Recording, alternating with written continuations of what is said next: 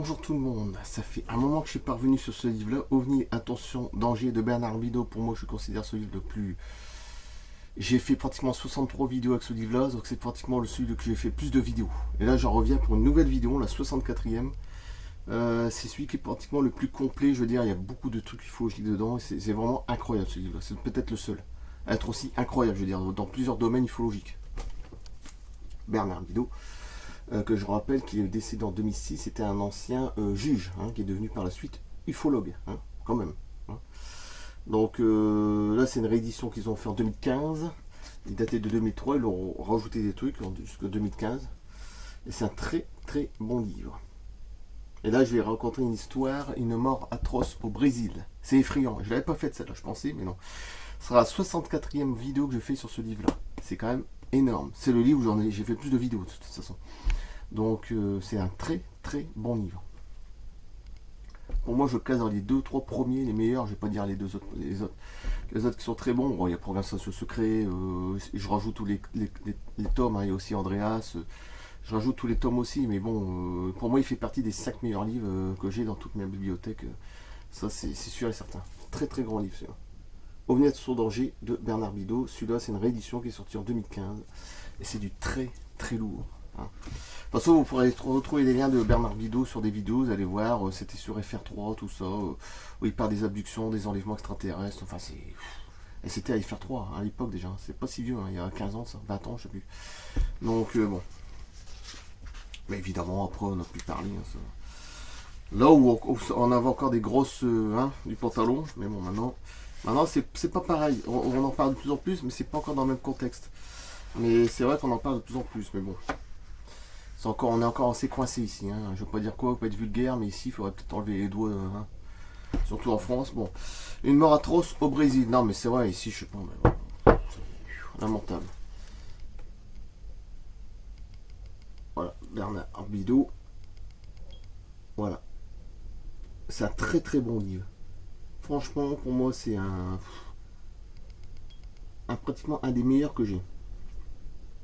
Il y a de tout, des enlèvements d'êtres humains, mutilation de bétail, manipulation mentale, expérience à caractère médical traumatisante effectuée sur des adultes et même des enfants, disparition définitive de voitures, d'avions, de bateaux.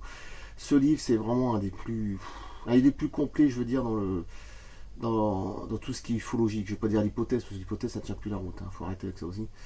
Donc, c'est vraiment extraordinaire, ce livre. C'est un très très grand livre. Allez, c'est parti. C'est assez long à lire. Une mort atroce au Brésil. Peut-être j'en ferai une ou deux vidéos sur celui-là, mais après j'arrêterai. Il faudra peut-être pile poil 66 vidéos. Une mort atroce au Brésil. Cette histoire que l'on peut qualifier sans exagération et terrifiante s'est produite en février 1946. Elle a marqué les esprits de tous les ufologues de la planète car cela a montré les périls possibles que pourrait comporter le fait d'approcher trop près d'un ovni. Écoutez bien parce que c'est effrayant. L'incident eut lieu dans le bourg de Aracariguama, dans l'état de Sao Paulo, au Brésil. La victime, Joás Prestes Filho, était cultivateur. C'était un homme robuste, jouissant d'une excellente santé. Ça veut strictement rien dire. C'est pour ça qu'après, par la suite, son village, éloigné des grands axes de circulation, ne disposait ni d'électricité ni de réseau téléphonique. Rien ne passait dans ce bourg, sinon que pendant les nuits, d'étranges lumières évoluaient dans le ciel et décrivant des trajectoires désordonnées au-dessus des bois et des monts de la région. Les habitants en parlaient au cours des réunions locales et les opinions étaient divergentes quant à l'origine du phénomène. Monsieur Filho avait invité son ami Santos pour une partie de pêche sur les bords de Tietê. Les deux amis passèrent la journée à pêcher sans problème et rentrèrent vers 19h sans une légère brume. Une heure plus tard, Prestes Filho, complètement terrorisé, fit éruption chez sa sœur Maria. Il lui expliqua d'une voix saccadée qu'à l'instant il ouvrait la porte-fenêtre de sa maison. Il avait reçu de l'extérieur un faisceau de lumière intense qui l'obligea à se protéger le visage des deux mains.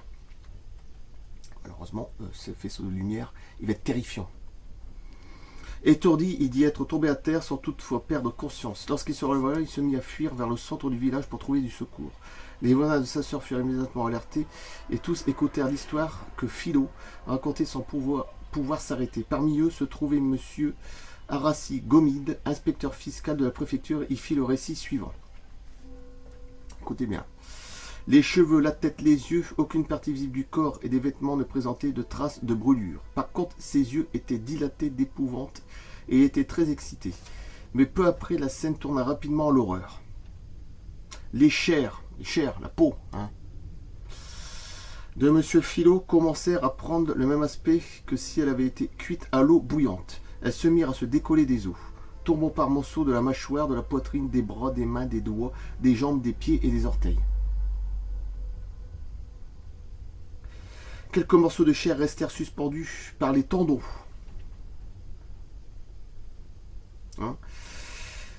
Quelques morceaux de chair restaient suspendus par les tendons. Personne n'osa le toucher, puis tout se détériora de façon horrible. Les os et les dents étaient à nu. Monsieur Philo refusa l'eau et les aliments qu'on lui tendait à un moment, mais il sembla ressentir de la douleur, ce qui est incompréhensible, parce qu'il n'y avait pratiquement pas de douleur en plus. Donc il y a sa peau qui tombait, toute sa chair, mais il n'y avait pas de douleur, il ne sentait même pas la douleur. Son nez et ses oreilles se détachèrent et tombèrent sur le sol. Bon, de toute façon, cette vidéo-là, je vais le mettre... pas pour les enfants, de toute façon, toutes les vidéos que je mets, j'ai jamais mis pour les enfants. Je devrais, certaines vidéos, mais bon, j'ai toujours mis comme ça, on sait jamais. Parce que là, sur YouTube, il y a un truc, un lien, vous mettez, quand vous téléchargez. Parce que là, c'est du très lourd, quand même. Je vais marquer même âme sensible, s'abstenir, parce que au moins comme ça, bon. Les témoins n'avaient plus devant les yeux qu'un spectre terrifiant, se disloquant de mutilation en mutilation. Ses yeux étaient escarpillés de terreur, on voyait qu'il était conscient, sa bouche se désarticulait, et sa parole n'était plus que des sons inaudibles. La confusion était générale. À l'aide d'une charrette, on emmène à l'hôpital le plus proche le pauvre homme dont le corps était presque complètement décharné. Ça doit pas être très beau, mais bon, 6 heures après avoir été agressé par une projection de lumière, le cadavre de Prestes Philo revint à Racariguama car il était mort pendant le voyage. Il avait reçu simplement un faisceau de lumière. Monsieur Gomide, qui l'accompagnait, dit que jusqu'au dernier moment, des sons gutturaux sortaient de ce qui lui restait de bouche, c'est-à-dire en fait un morceau de mâchoire. On ne saura jamais s'il continue à raconter son horrible aventure. Le certificat de décès indique mort par brûlure généralisée. Ouais, mais ils disent pas comment, quel est le truc, l'origine. Voilà, c'est toujours le même bazar. Bon, bref. La police fit une enquête, mais que rechercher. Sur les lieux, aucune trace ne fut relevée à l'intérieur comme à l'extérieur. Notre science actuelle est impuissante à expliquer la cause d'une mort aussi atroce. Par la suite, des lumières furent encore observées dans la région, mais rien d'agressif. Avouez que parfois la réalité dépasse la fiction. J'ai hésité à publier un récit aussi effroyable. Donc c'est pour ça que je mettrais quand même âme sensible s'abstenir. Mais il le fallait pour justifier en partie le titre de ce livre. Oui, en plus, OVNI, attention, danger. Bon. Que penser de cette terrifiante affaire? Certains auteurs d'ouvrages consacrés aux OVNI pensent que les occupants de ces engins viendraient de profondeur de la galaxie pour porter assistance à notre pauvre humanité afin de les protéger contre la menace de sa propre destruction et de la ramener dans la voie du salut, qu'il soit physique ou spirituel. D'autres auteurs pensent que les extraterrestres sont des ennemis dont il faut se méfier et dont les intentions ne sont pas très positives.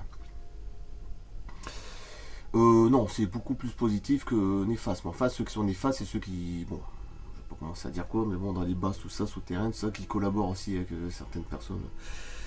je veux dire, haut placé, bon bref. D'abord, dans le cas présent, nous n'avons aucune preuve que le rayon mortel qui a frappé M. Philo soit sorti d'un ovni. Bien entendu, il fallait bien qu'il vienne de quelque part. Et nous savons qu'en 1946, nous ne disposons pas d'une telle technologie. Ce rayon devait émaner d'une source apparemment étrangère à celle qu'on peut trouver sur notre planète et relevant d'une science qui n'était pas la nôtre et obligatoirement extraterrestre. Mais les faits sont peut-être plus compliqués que ça. Le témoin n'a pas dit qu'il avait vu le rayon sorti d'un ovni. Soit il était tellement ébloui qu'il n'a pas pu le voir, soit l'ovni était si haut dans l'espace qu'il était impossible de le situer au moment de l'accident. En dehors des périls possibles que pourrait comporter le fait de s'approcher trop près d'un ovni, au sol ou au stationnement à basse altitude, il faut bien reconnaître que les cas comme celui-ci sont extrêmement rares. Oui, bon là c'est même très rare. C'est extrêmement rare, c'est ça. Rien ne permet d'affirmer que ce qui est advenu à M. Philo signifie que les êtres mystérieux qui ont tué cet homme l'ont fait volontairement. Ils ont pu vouloir simplement l'éclairer. Le rayon qu'ils ont braqué sur lui n'était peut-être à leur mesure que l'équivalent du rayon électrique de nos lampes de poche. Faut pas demander s'ils avaient fait plus fort. Ça fait penser un peu à Mars Attack, je sais plus quel film, bon bref. Il est fort possible que ce rayon qui détruisit M. Philo était sans effet sur leur propre organisme, si organisme il est. Oui, parce qu'il n'y a même pas de douleur, c'est ça le pire. Tout il s'est décomposé, il y a les mourir, mais il n'y a pas de douleur. Là, c'est encore plus effrayant. Depuis 1946, date de cet événement, il semble que rien aussi d'atroce ne soit produit. Mais heureusement. Et puis en plus, 1946, ça remonte. Hein. En plus, c'est avant Roswell. Ah oui. Hein. Sauf 47. Sauf quand les aliens, dans lequel cas, se sont sentis agressés, comme nous savons depuis cette époque que les occupants des ovnis, quels qu'ils soient, savent parfaitement ce qui se passe dans la tête des humains, qui semblent connaître à l'avance nos réactions, où nous nous trouvons, ce que nous faisons à l'intérieur de nos maisons et de nos voitures. Nous pouvons penser qu'ils ont été témoins des lésions de la mort de M. Filon. Ils ont peut-être pris conscience dans ce cas du danger que représente pour les êtres humains le rayon dont ils se sont servis. Peut-être la mort de cet homme a-t-elle été causée par une erreur de leur part. On ne peut rien affirmer, mais c'est une hypothèse probable étant donné le nombre de témoins disant avoir reçu un rayon de lumière sans être affectés, et cela depuis des dizaines d'années. Oui, ça c'est vrai. Après, tu peux te choper aussi des tumeurs. Hein.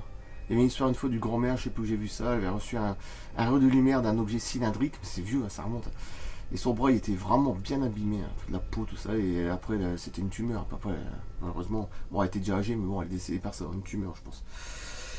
Il y a malheureusement une autre hypothèse que je ne peux passer sous le silence. Les aliens savaient parfaitement qu'ils braquaient sur M. Filon un rayon d'une puissance destructrice épouvantable. Mais ils voulaient simplement en avoir des effets sur un corps humain. Ouais, comme un cobaye, ils y testent comme ça sur un animal, un cobaye, enfin c'est nous, comme bref. Personnellement, je me demande s'ils n'ont pas voulu faire la démonstration aux terriens de leur puissance de destruction en guise d'avertissement. OVNI, attention, danger, écrit en gros. Hein.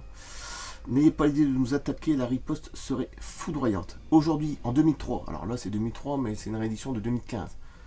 Bon, nous n'avons pas encore réussi à fabriquer un tel rayon de la mort, au moins produisant de tels effets. Bah, même, je pense que même en 2021, on manque limité à quelque chose de très puissant à l'heure actuelle, mais ce serait une fabrication hybride, alien, complexe militairement industrielle, je sais pas. Si, c'est possible. C'est possible, parce que je pense à Jean-Pierre Petit. Il y avait déjà des armes très puissantes américaines qui pouvaient pétrifier la Terre, je veux dire, je sais plus comment on dit ça, mais bon. Oui, c'est possible.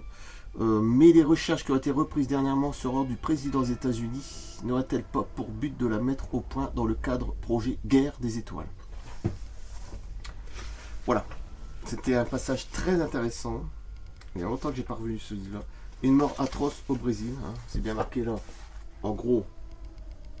Voilà. On est sur danger. D'accord. Ça vous regardez à la fin. Voilà, je coupe là. Assez effrayant, même très effrayant. D'ailleurs, c'est peut-être un des cols les plus rares. Je pense que je dois en avoir très très peu. C'est peut-être le seul pratiquement, je sais pas.